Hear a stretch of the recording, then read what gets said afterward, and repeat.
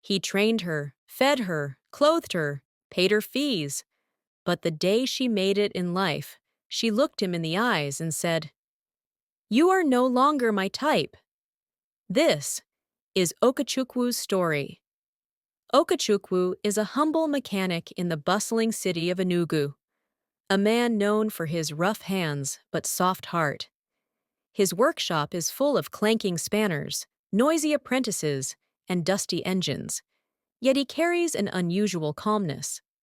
One rainy afternoon, he sees a young girl, Amara, standing helplessly by the roadside, soaked, clutching a school bag to her chest. She looks lost, broken, desperate. He offers her shelter inside the shed. As she warms up, her story spills out. Her mother is sick, her father long gone, school fees overdue, and the principal has threatened to send her out. Something tugs inside him. Maybe it is pity, maybe destiny. But he makes a choice that will change both their lives. Don't worry, I go support you. Weeks turn into months, months into years.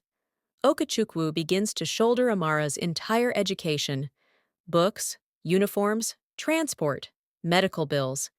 He works double shifts, sleeps in the workshop sometimes, and rejects outings with friends just to save money for her. When her mother's condition worsens, he sells his only motorcycle to pay hospital bills. Everyone teases him. "Okay, this girl go leave you once she blow." But he laughs it off. He believes in her future. He believes in them. And Amara? She is grateful, or at least she seems to be.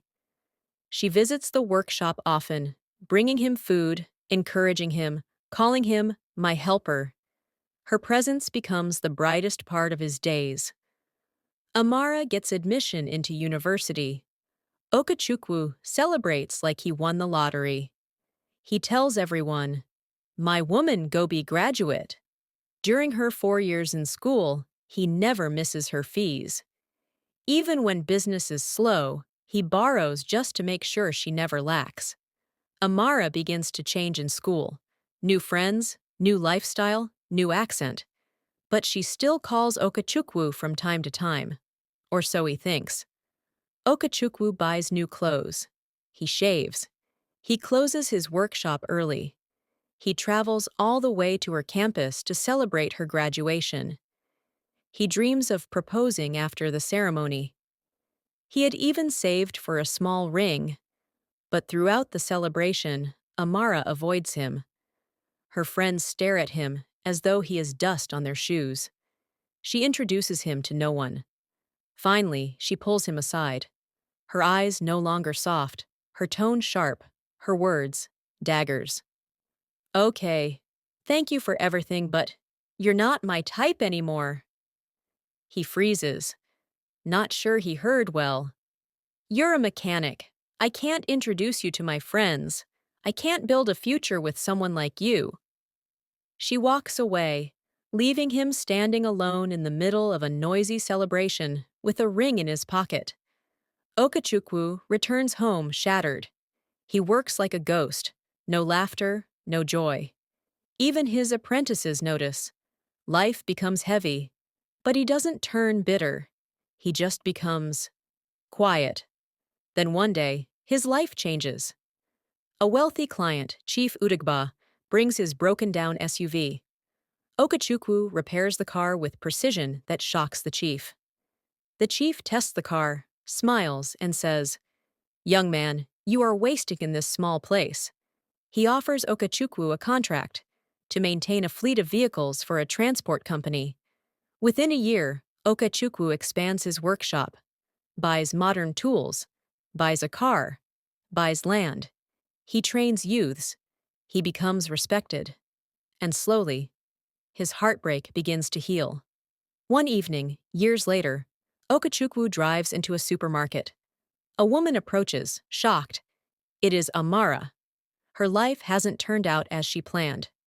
No job, no stable relationship, and her big dreams scattered. Her voice trembles. "Okay, is this your car?"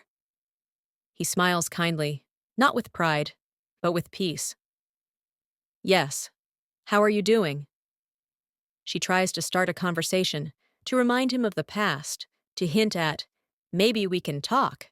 But he simply nods, pays for his items, and walks away. No anger, no bitterness, just closure. As he enters his car, she whispers, I didn't know you would become this. He turns and replies softly, You didn't have to know. You just had to believe. He drives off, this time with his future in front of him and his past fading in the rear mirror. In life, never look down on anyone because of where they are. People rise, people grow, and sometimes the person you rejected for being too small becomes the one you wish you hadn't lost. If you enjoy this story, don't forget to comment, like, and subscribe for more interesting stories.